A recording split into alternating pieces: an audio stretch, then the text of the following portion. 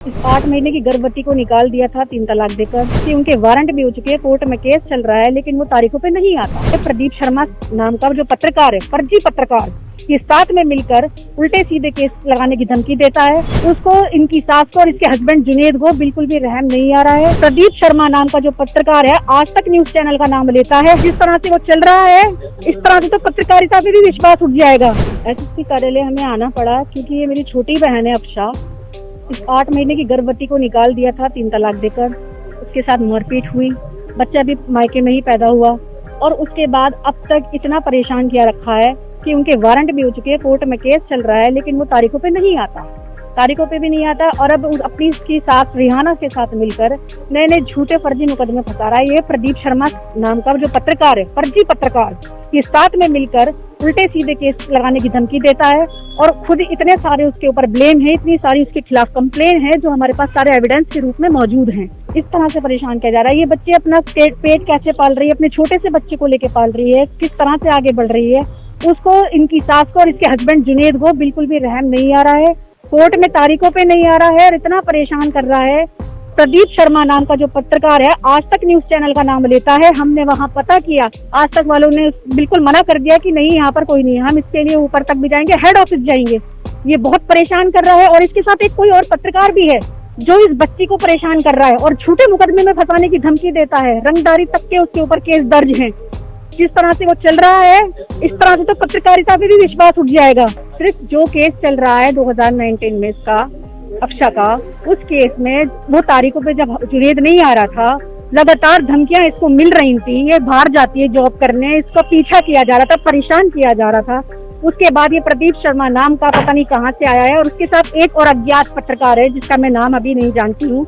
ये दोनों मिलकर इसकी सास को साथ खड़ा करके और इसके भाइयों के खिलाफ झूठे झूठे प्रार्थना पत्र दे रहे हैं। एसएसपी साहब ने बहुत अच्छा हमें आश्वासन दिया और कहा कि बिल्कुल जांच कर हम कार्रवाई कराएंगे, आप बिल्कुल बेफिक्र रहे, क्योंकि इस तरह से अगर कोई गलत पत्रकारिता करता है, गलत इस तरह से प्रार्थना पत्र देता है तो उसके खिलाफ भी कार्रवाई बनती है। ये श्रीमती अफशा हैं। 5 साल पहले इनके ससुराल वालों ने इनको घर से 3 तलाक दे करके मारपीट करके निकाल दिया था। इनकी एफआईआर हुई है। एफआईआर में वो लोग हाई कोर्ट तक गए। हाई कोर्ट से जब कोई रिलीफ नहीं मिला, उसके बाद में अब यहाँ ट्रायल चल रहा है। जेल जाने के बाद उन लोगों की जमानत हुई। उसके बाद इनका छोटा बच्चा था, इनके मेंटेनेंस के जो केस डाले गए उसमें करीब 2.5 लाख रुपए उनके ऊपर रिकवरी चल रही है। हाँ, वो आज तक कोई पेमेंट उन्होंने अदा नहीं करी है। अब उन्होंने इनके ऊपर दबाव बनाने के लिए इनके और इनके घर वालों के खिलाफ झूठे प्रार्थना पत्र देने शुरू कर दिए हैं कि ये लोग जो है, इनके भाई उनसे, इनकी सास से यानी कि रंगदारी मांग रहे हैं। हाँ, तो उस संबंध में जो है एएसपी ब्रह्मपुरी साहब जो है वो जांच कर रहे हैं। तो हमने सारे पेपर्स आज अपने लगा करके, जो हमारी एफआईआर है, जो 2.5 लाख की रिकवरी चल रही है, तो जब हमारे 2.5 लाख रुपए रिकवरी के जो कोर्ट का ऑर्डर है उसको तो वो पेमेंट कर नहीं रहे और ऊपर से ये लोग उनसे रंगदारी मांगेंगे।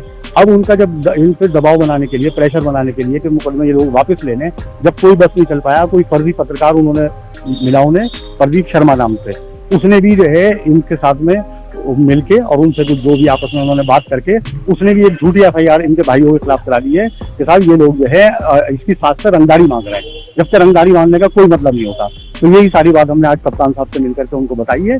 सारे पेपर्स उनको दिए। कप्तान साहब ने पूरा आश्वासन दिया है कि नहीं, मैं इसमें निश्चित जांच कराऊंगा और अगर ये झूठा प्रार्थना पत्र है तो मैं इसको जो है खारिज कराऊंगा। आपका ये जो इनके भाई हैं, ये समाचार प्लस में पत्रकार हैं और दूसरे इनके जो है मौसेरे भाई हैं, वो इनके जो है न्यूज नेशन में जो है पत्रकार हैं, न्यूज वॉइस नेशन में। तो दोनों उसमें पत्रकार हैं। तो इन्हीं के खिलाफ, दोनों भाइयों के खिलाफ इनके जो है वो रिपोर्ट कराई गई है कि साहब ये जो है फर्जी पत्रकार जो प्रदीप शर्मा नाम से हैं, उनके पहले भी उनके खिलाफ जो है कई केसेस रजिस्टर्ड हैं। उनकी भी एफआईआर हमारे पास थी, तो वो भी हमने लगा के कप्तान साहब को दी है। वो अपने आप को आज तक का पत्रकार बताते हैं, जबकि आज तक में हमने जो पता करा तो आज तक में इस नाम का कोई पत्रकार नहीं है। और उनके खिलाफ पहले भी एफआईआर हुई है कि उन्होंने आज तक का अपने आप को पत्रकार बता के लोगों से पैसे हटे, किसी को नौकरी लगवाने के नाम पे और किसी से जो है कहीं वो कोई दूसरा न्यूज चैनल का कोई रिपोर्टर बनवाने के उसमें।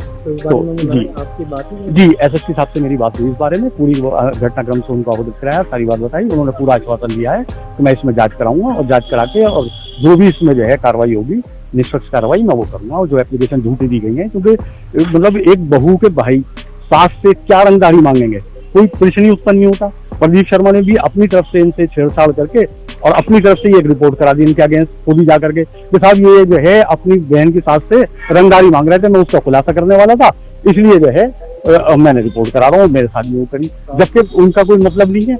हमारी ओर से कोर्ट केस तो पहले करे हुए हैं, 498 का चल रहा है और स्पेशल सीजेएम के साथ 15 तारीख लगी हुई है उसमें, वो लोग उसमें भी हाजिर नहीं हो रहे। जो रिकवरी का हमने डाला हुआ है, करीब 2.5 लाख रुपए हमारे रिकवरी उनसे कराई जाए इनके अफसा और इनके बच्चे के भरण पोषण की, उसमें भी हमारी 9 अक्टूबर डेट लगी हुई है, उसमें वो लोग हाजिर ही नहीं हो रहे, वहां से फरार चल रहे हैं कोर्ट से, और यहाँ इनको दबाव बना रहे हैं कि आपको झूठे मुकदमे करेंगे और जेल भिजवाएंगे, नहीं तो आप जो है मुकदमे वापस लीजिए। सब्सक्राइब करें आपका अपना चैनल न्यूज टाइम नेशन और हर खबर सबसे पहले पाने के लिए बेल आइकॉन जरूर दबाएं। और हाँ, खबरें पसंद आ जाएं तो लाइक और शेयर करना ना भूलें।